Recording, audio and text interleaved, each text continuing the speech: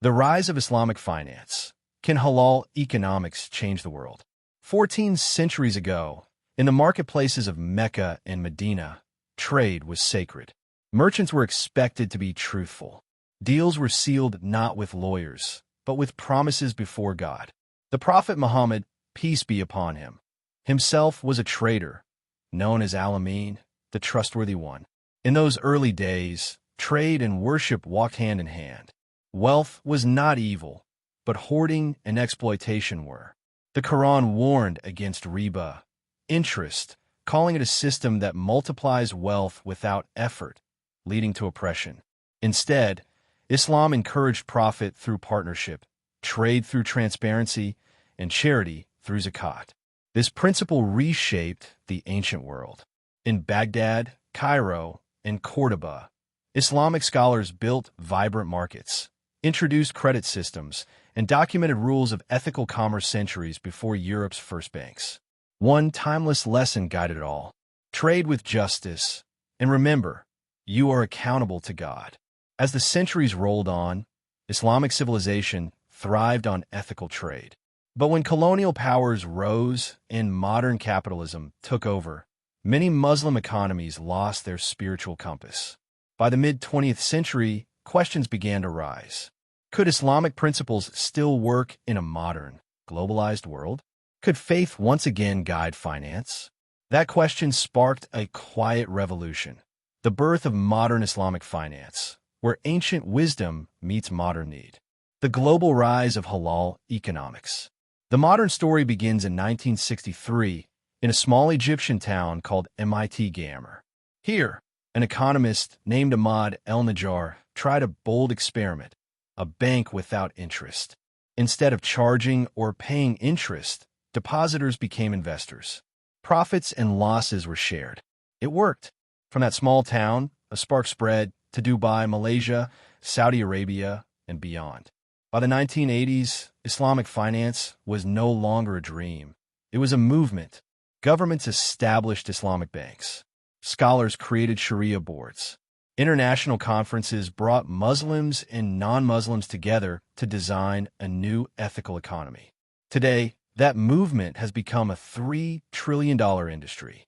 With major players like Dubai Islamic Bank, Kuwait Finance House, Bank Islam Malaysia, and even branches of Western giants like HSBC Amana and Standard Chartered Sadiq. Narrator. But what makes Islamic finance truly different? It operates on 4 golden rules. Riba, no interest-based lending or borrowing. No gharar, no uncertainty or gambling-like speculation. Halal investment, only ethical, permissible industries. No alcohol, weapons, or exploitation.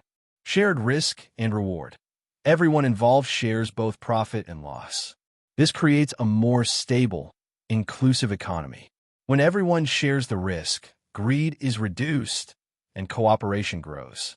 But Islamic finance isn't just for Muslims. In London, Tokyo, and New York, investors are turning to halal finance for its stability, ethics, and transparency. Many see it as a safe harbor in a world shaken by debt and inflation. Beyond banks, Islamic finance has expanded into takaful, Islamic insurance, sukuk, Islamic bonds, real estate, and fintech. AI-powered, Sharia-compliant investment apps are now emerging, bridging tradition and technology. From Africa to Asia, from startups to sovereign wealth funds, halal economics is proving that finance can be profitable and principled.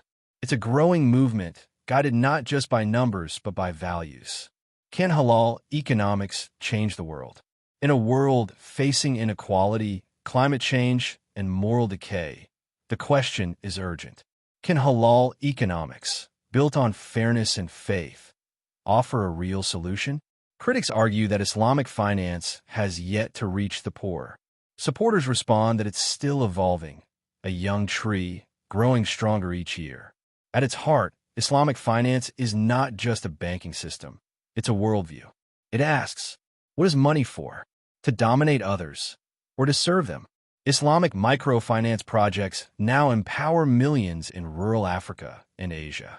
By offering profit sharing instead of interest, they lift people from poverty without trapping them in debt. Halal economics also emphasizes zakat, compulsory charity, and waqf, the endowment system that funds education, healthcare, and community growth. If these principles spread globally, they could inspire a moral reform, not only in Muslim nations but across the economic world. Imagine a world where investments must uplift humanity, where no loan cripples a family, where wealth creation is tied to real value, not digital illusion. That is the vision of halal economics, a balance between faith and function, spirit and structure. Yes, challenges remain. Regulatory frameworks integration with digital banking education and awareness. But one truth shines. When faith governs finance, the world becomes fairer. Islamic finance may not solve every problem, but it reminds us that morality and money can coexist and that wealth, when guided by conscience, can heal the world.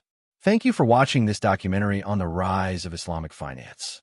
If this inspired you, please like, comment, and share your thoughts. Subscribe to @voice_revival and join Bishop JIJI in exploring how faith can guide our future, even in finance. Bismillahirrahmanirrahim. In the name of Allah, the most gracious, the most merciful. O Allah, the owner of all wealth, the giver of all sustenance. You have taught us that true prosperity is not in gold or numbers, but in justice, mercy, and the blessings that flow from obedience to you. Ya Allah, we thank you for knowledge that enlightens, for wisdom that guides nations, and for the light of Islam that continues to shine in markets, in homes, in the hearts of believers. O Lord of all creation, bless this generation with honesty in trade, compassion in wealth, and purity in intention. Let our hands be generous, our contracts fair, and our ambitions righteous.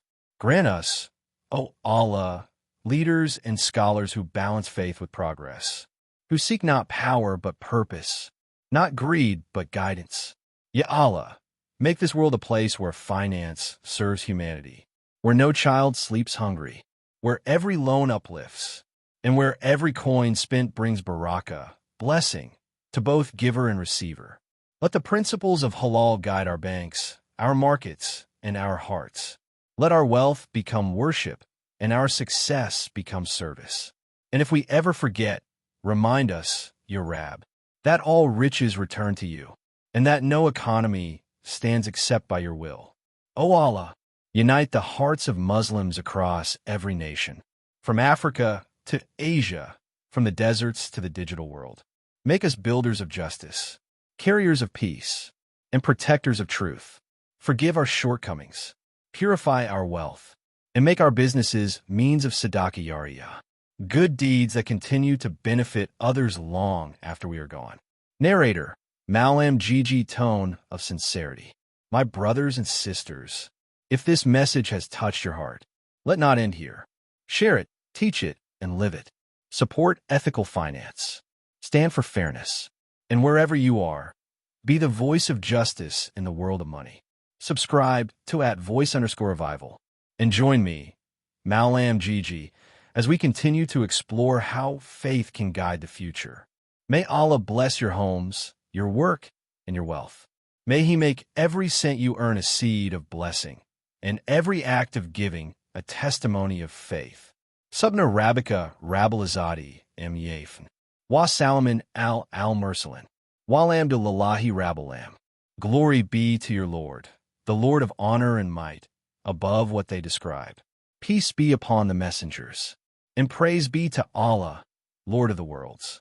Voice of Revival documentaries directed by Mallam JIJI. Faith, ethics, transformation.